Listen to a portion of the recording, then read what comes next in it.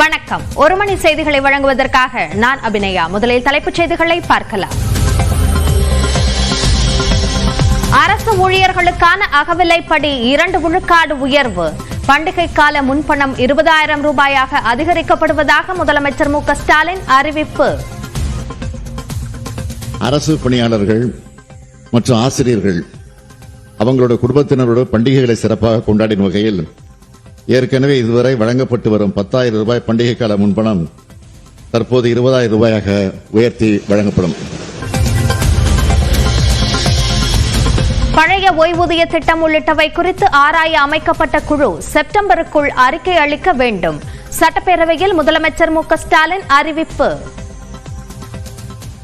பழைய ஓய்வூதிய திட்டம், பங்களிப்பு ஓய்வூதிய திட்டம் மற்றும் ஒருங்கிணைந்த ஓய்வூதிய திட்டம் ஆகிய 3 ஓய்வூதிய திட்டங்கள் குறித்து விரிவாக ஆராய்ந்திட ஒரு குழு அமைத்து அந்த குழு தனது அறிக்கையை மற்றும் பரிந்துரையை செப்டம்பர் மாதம் 30ஆம் தேதிக்குள் சமர்ப்பிக்க அறிவுறுத்தப்படும்.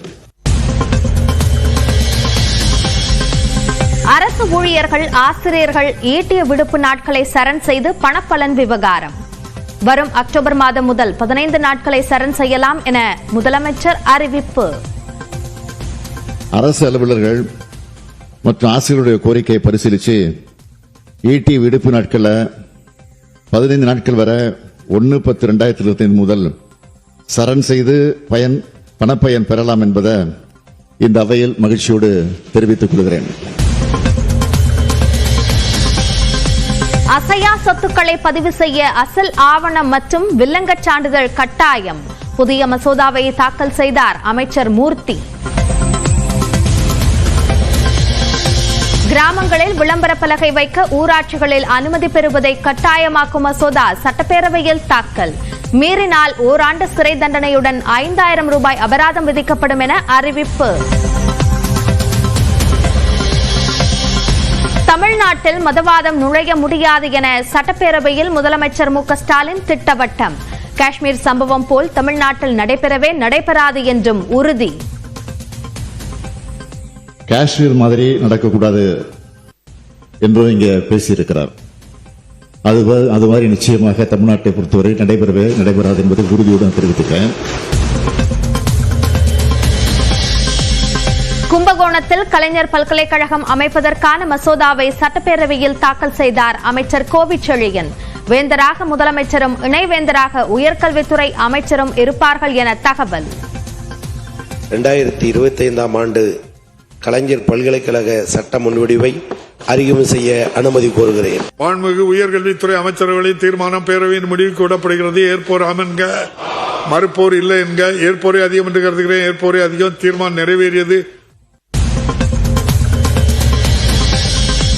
பெஹல்காமில் தாக்குதல் நடத்திய பயங்கரவாதிகள் கிஷ்த்வர் மலை வழியாக தப்பியோட முயற்சி. இரவு நேரத்தில் வீடுகளுக்குள் புகுந்து உணவுகளை திருடிச் சென்றதாகவும் தகவல். பாகிஸ்தானின் பல்வேறு செய்தி சேனல்கள் உள்ளிட்ட 16 யூடியூப் சேனல்களுக்கு இந்தியாவில் தடை. மத்திய அரசு அறிவிப்பு. கன்னியாகுமரி அருகே மாதவபுரத்தில் திருவிழாவில் 17 வயது சிறுவன் கொலை. கஞ்சா போதையில் கொலை செய்த ஆட்டோ ஓட்டுநர் கைது. சிவகங்கை அருகே தஞ்சாவூர் மானாமதுரை தேசிய நெடுஞ்சாலையில் மறியல். திமுக பிரமுகர் கொலை வழக்கில் உண்மை குற்றவாளிகளை கைது செய்ய கோரி போராட்டம். ஓசூர் அருகே கலவரப்பள்ளி அணையில் இருந்து நச்சு நுரை பொங்க வெளியேறும் நீர். துர்நாற்றத்துடன் செல்லும் நிலையில் விவசாயிகள் கவலை.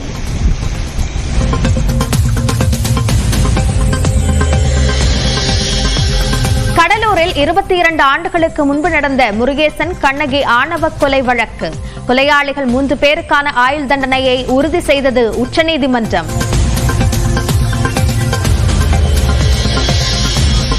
அரசு விரைவு பேருந்துகளில் கோடை காலத்தில் பயணித்த இலவச பயண பரிசுகள்.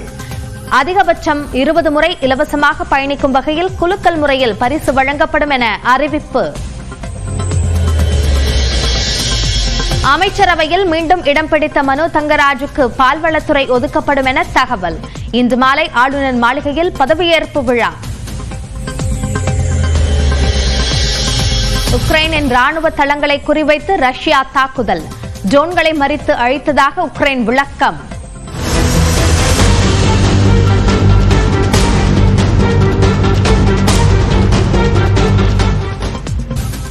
அரசு ஊழியர்களுக்கான அகவிலைப்படி 2% உயர்த்தப்படுவதாக சட்டப்பேரவையில் முதலமைச்சர் மு க ஸ்டாலின் அறிவித்துள்ளார். நிறுத்தி வைக்கப்பட்டிருந்த ஈட்டிய விடுப்புக்கான பணப்பலன் இந்த ஆண்டே வழங்கப்படும் என்றும் தெரிவித்துள்ளார். சட்டப்பேரவையில் 110 விதியின் கீழ் பேசிய முதலமைச்சர், அரசு நடைமுறைப்படுத்தி வரும் நலத்திட்டங்கள் அனைத்து மக்களையும் சென்றடைய பணியாற்றும் அரசு ஊழியர் ஒவ்வொருவரையும் பாராட்டுவதாக தெரிவித்தார். அரசு ஊழியர்களின் நலன் கருதி அவர்களுக்கான 9 அறிவிப்புகளையும் முதலமைச்சர் வெளியிட்டார்.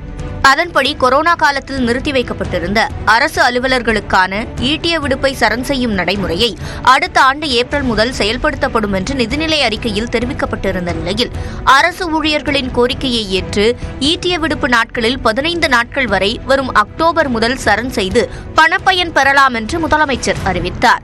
அரசு அலுவலர்கள் மற்றும் ஆசிரியருடைய கோரிக்கையை பரிசீலித்து ஈட்டிய விடுப்பு நாட்களில் 15 நாட்கள் வரை 1/10/2025 முதல் சரண் செய்து பணப்பயன் பெறலாம் என்பதை இந்த அவையில் மகிழ்ச்சியோடு தெரிவித்துக் கொள்கிறேன். இந்த அறிவிப்பின்படி சுமார் 8 லட்சம் அரசு அலுவலர்கள் ஆசிரியர்கள் பயன்பெறுவாங்க. இந்த அறிவிப்பினை செயல்படுத்திட ஆண்டு ஒன்றுக்கு 3561 கோடி ரூபாய் கூடுதல் நிதியை அரசு ஒதுக்கிடும். மத்திய அரசு அலுவலர்களுக்கு கடந்த ஜனவரி 1ஆம் தேதி முதல் அகவிலைப்படி 2 விழுக்காடு உயர்த்தி வழங்கப்படும் என அறிவிக்கப்பட்டதன் அடிப்படையில் மாநில அரசு பணியாளர்களுக்கும் ஜனவரி 1ஆம் தேதி முதல் அகவிலைப்படி 2 விழுக்காடு உயர்த்தி வழங்கப்படும் என்று முதலமைச்சர் தெரிவித்தார். ஓய்வூதிய திட்டங்கள் குறித்து ஆராய்வதற்காக அமைக்கப்பட்ட குழு வரும் செப்டம்பர் மாதம் அறிக்கை அளிக்கும் என்றும் முதலமைச்சர் தெரிவித்தார். அண்மையில் பழைய ஓய்வூதிய திட்டம், பங்களிப்பு ஓய்வூதிய திட்டம் மற்றும் ஒருங்கிணைந்த ஓய்வூதிய திட்டம் ஆகிய 3 ஓய்வு திட்டங்கள் குறித்து விரிவாக ஆராய்ந்திட ஒரு குழு அமைத்து அந்த குழு தனது அறிக்கையை மற்றும் பரிந்துரையை 9 மாதங்களுக்கு சமர்ப்பிக்க ஆணையிடப்பட்டுள்ளது. பல்வேறு அரசு அலுவலர் மற்றும் ஆசிரியர் சங்கங்களின் கோரிக்கையின் அடிப்படையில் இந்த குழு தனது அறிக்கையை மற்றும் பரிந்துரையை செப்டம்பர் மாதம் 30ஆம் தேதிக்குள் சமர்ப்பிக்க அறிவுறுத்தப்படும். அரசு ஊழியர்களுக்கு பண்டிகை கால முன்பணம் 10,000 ரூபாயிலிருந்து 20,000 ரூபாயாக உயர்த்தப்படுவதாகவும், அரசு ஊழியர்களின் குழந்தைகள் உயர்கல்வியில் தொழில்நுட்ப படிப்பை படிக்க 1 லட்சம் ரூபாயும், கலை அறிவியல் படிப்பை படிக்க 50,000 ரூபாயும் முன்பணம் வழங்கப்படும் என்றும் அறிவித்தார். அரசு ஊழியர்கள் மற்றும் ஆசிரியர்களுக்கு பணிக்காலத்தில் தேவை அடிப்படையில் திருமண முன்பணமாக இதுவரை பெண் ஊழியர்களுக்கு 10,000 ரூபாயும், ஆண் ஊழியர்களுக்கு 6,000 ரூபாயும் வழங்கப்பட்டு வந்த நிலையில் அதனை அரசு ஊழியர்கள், ஆசிரியர்கள் அனைவருக்கும் 5 லட்சம் ரூபாயாக உயர்த்தி வழங்கப்படும் என்று முதலமைச்சர் தெரிவித்தார். பொங்கல் போனஸ் 500 ரூபாயிலிருந்து 1000 ரூபாயாக உயர்த்தி வழங்கப்படும். ஓய்வூதியர்களுக்கான பண்டிகை கால முன்பணம் 4,000 6,000 ரூபாயாக உயர்த்தி வழங்கப்படும். பெண் ஊழியர்களுக்கான மகப்பேறு விடுப்பு காலங்கள் பதவி உயர்வுக்கு கணக்கில் எடுத்துக் கொள்ளப்படும் என்றும் முதலமைச்சர் அறிவித்தார். பெஹல்காமில் தாக்குதல் நடத்திய தீவிரவாதிகளை பாதுகாப்பு படையினர் இதுவரை 4 முறை நெருங்கியிருப்பதும், அடர்ந்த காடுகள் என்பதால் தீவிரவாதிகளை பிடிப்பதில் சிக்கல் ஏற்பட்டுள்ளதாகவும் தகவல் வெளியாகியுள்ளது. பெஹல்காமில் கடந்த 22ஆம் தேதி தீவிரவாதிகள் நடத்திய தாக்குதலில் 26 பேர் கொல்லப்பட்டனர். இந்த தாக்குதலில் பாகிஸ்தானைச் சேர்ந்த 2 பேர் உட்பட 4 தீவிரவாதிகள் ஈடுபட்டது கண்டுபிடிக்கப்பட்டது. அதனைத் தொடர்ந்து ராணுவம், துணை ராணுவப்படை மற்றும் ஜம்மு காஷ்மீர் காவல்துறையினர் இணைந்து தீவிரவாதிகளை தேடும் பணியில் ஈடுபட்டுள்ளனர். இந்த நிலையில் பாதுகாப்பு படையினர் தீவிரவாதிகளை 4 முறை நெருங்கியதும், அடர்ந்த காடுகளை பயன்படுத்தி தீவிரவாதிகள் தப்பி ஓடியிருப்பதும் தெரியவந்துள்ளது. முதலில் பெஹல்காம் தாலுகாவிற்குட்பட்ட ஹபட்னார் கிராமம் அருகே வனப்பகுதியில் பதுங்கியிருந்த 4 தீவிரவாதிகளை பாதுகாப்பு படையினர் சுற்றி வளைத்துள்ளனர். ஆனால் அடர்ந்த காட்டுகளை பயன்படுத்தி தீவிரவாதிகள் தப்பியோடியுள்ளனர். அடுத்ததாக குல்காம் அருகே வனப்பகுதியில் பதுங்கியிருந்த தீவிரவாதிகளை பிடிக்க முயன்றபோது துப்பாக்கிச்சூடு நடத்திவிட்டு தப்பியோடியுள்ளனர். அதன்பின் கொகேர்நாக் உட்பட 2 பகுதிகளில் அடர்காடுகளில் தீவிரவாதிகள் பதுங்கியிருந்ததையும், இரவு நேரத்தில் குடியிருப்பு பகுதிக்குள் புகுந்து உணவை எடுத்துக்கொண்டு ஓடியதையும் பாதுகாப்பு படையினர் உறுதி செய்துள்ளனர். பெஹல்காமின் உயரமான பகுதிகளுடன் இணைக்கப்பட்டுள்ள கிஷ்த்வார் மலைத்தொடரில் தற்போது பனிப்பொழிவு குறைவாகவே உள்ளதால் தீவிரவாதிகள் இந்த மலைத்தொடரை பயன்படுத்தி இடம்பெயர்ந்து வருவதாகவும், தற்போது அவர்கள் தெற்கு காஷ்மீரில் இருக்கலாம் என்றும் பாதுகாப்பு படையினர் தெரிவித்துள்ளனர். மேலும் பைசரன் புல்வெளியில் துப்பாக்கிச் சூட்டில் பாதிக்கப்பட்ட 2 செல்போன்களை தீவிரவாதிகள் எடுத்துச் சென்றுள்ள நிலையில் அதனை பயன்படுத்தி யாருடனாவது தொடர்பு கொள்கிறார்களா என்று ராணுவம் தீவிரமாக கண்காணித்து வருகிறது. இந்த நிலையில் எல்லை கட்டுப்பாட்டு கோடு பகுதியில் நேற்றிரவு 4வது நாளாக பாகிஸ்தான் ராணுவம் அத்துமீறி தாக்குதல் நடத்தியுள்ளது. குப்வாரா மற்றும் பூஞ்ச் பகுதிகளில் இந்திய நிலைகளை குறிவைத்து தாக்குதல் நடத்தப்பட்டதாகவும் இதற்கு தக்க பதிலடி கொடுக்கப்பட்டதாகவும் இந்திய ராணுவம் தரப்பில் தெரிவிக்கப்பட்டுள்ளது. ஒரு நிமிட செய்திகளை பார்க்கலாம். தமிழ்நாடு அரசு பேருந்துகளில் ஆன்லைன் மூலம் முன்பதிவு செய்யும் பயணிகளை ஊக்குவிக்கும் வகையில் குலுக்கல் முறையில் தேர்வு செய்யப்படும் பயணிகள் இலவசமாக 20 முறை பயணிக்கலாம் என அறிவிக்கப்பட்டுள்ளது. இதுகுறித்து போக்குவரத்து துறை வெளியிட்டுள்ள அறிக்கையில் அரசு விரைவு போக்குவரத்து கழகம் மற்றும் தமிழ்நாடு அரசு போக்குவரத்து கழக பேருந்துகளில் ஆன்லைனில் முன்பதிவு செய்து பயணிக்கும் 75 பயணிகளுக்கு பரிசுகள் வழங்கப்பட உள்ளதாக தெரிவிக்கப்பட்டுள்ளது. அதன்படி முதல் பரிசு வெல்லும் 25 நபர்கள் வரும் ஜூலை மாதம் 1ஆம் தேதி முதல் அடுத்த ஆண்டு ஜூன் மாதம் 30ஆம் தேதி வரை முன்பதிவு வசதி உள்ள அனைத்து வகை பேருந்துகளிலும் முன்பதிவு செய்து 1 வருடத்திற்கு 20 முறை இலவசமாக பயணம் செய்யலாம் என தெரிவிக்கப்பட்டுள்ளது. அதேபோல் 2ஆம் பரிசு வெல்லும் 25 நபர்கள் அதே ஓராண்டுக்கு 10 முறை இலவசமாக பயணிக்கலாம் என்றும் 3ஆம் பரிசு வெல்லும் 25 நபர்கள் 5 முறை இலவசமாக பயணிக்கலாம் என்றும் அரசு போக்குவரத்து கழகம் அறிவித்துள்ளது.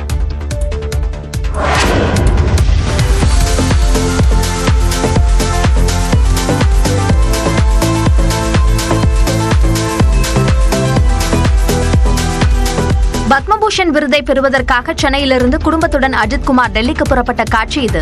கல்வி, கலை, விளையாட்டு உள்ளிட்ட பல்வேறு துறைகளில் சிறந்து விளங்குவோருக்கான 2025ஆம் ஆண்டிற்கான பத்ம விருதுகள் கடந்த ஜனவரி 25ஆம் தேதி அறிவிக்கப்பட்டன.